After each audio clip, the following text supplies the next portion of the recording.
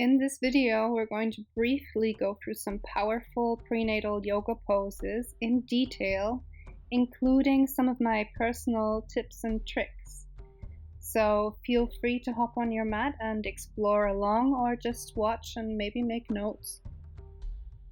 If you are practicing along, then remember this is just a short guide and you might want to pause the video at times, so keep your device close by.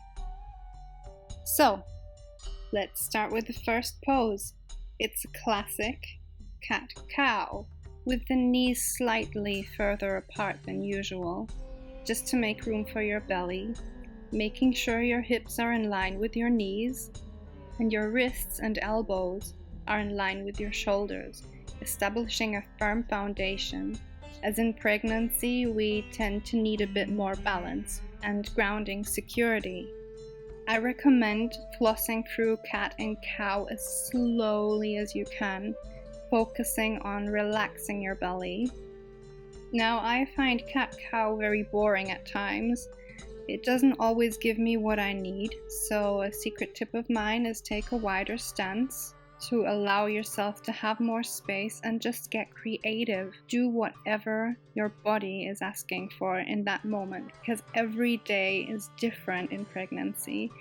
Every little ache and pain that you have, floss through it. You take your time to explore and to listen, and feel free to linger in places that need a bit more attention. It's not about how it looks. It's all about feeling the feels. If you get shy or embarrassed quite quickly, then just make sure you're alone. And again here, the slower you go, the more messages you can pick up from your body. I prefer this so much more than just going by the book, so this one is my definite favorite. Next pose, any tabletop balance. The most important part for this one is establishing that firm foundation to the ground. You'll know why as soon as you start practicing. There are so many different variations, and some are quite challenging, so you can adapt to whatever level you need, but remember to establish that foundation first, because you don't want to crash and hurt yourself. Coming to the next pose, downward facing dog.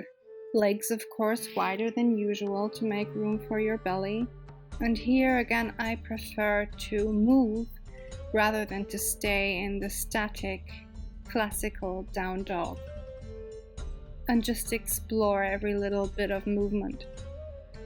Cut yourself some slack on getting your heels down to the floor. You're pregnant. Your lower back is compensating the weight of your belly, which can translate all the way down to your legs, leading to stiffness. Coming to the next, a bit more challenging pose would be dolphin. Lowering the elbows down to the floor, keeping the belly relaxed.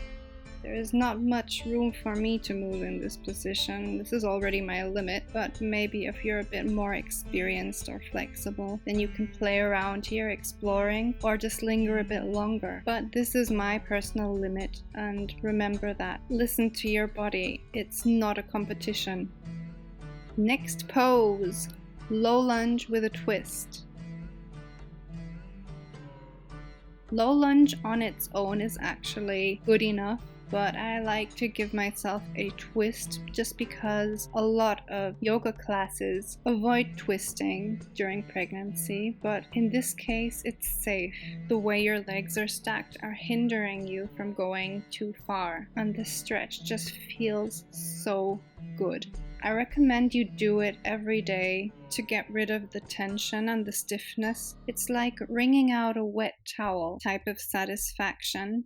If you just do this in the morning, you'll feel a lot more agile throughout the day, opening the space in your rib cage and your upper back, allowing more oxygen to swirl through. If you give it a try, you can even feel it. The deeper the breaths you take, the more you feel. Next pose. It's a standing one this time, so if you're practicing along with me, then get up slowly and with control. Coming into goddess pose, trying not to stick your bum out. We're not in a twerking class here. Try tucking your tailbone so your hips are in line with your shoulders and your spine is straight. Try and see it as architecture, stacking stones on top of each other so they don't fall for the maximum stability.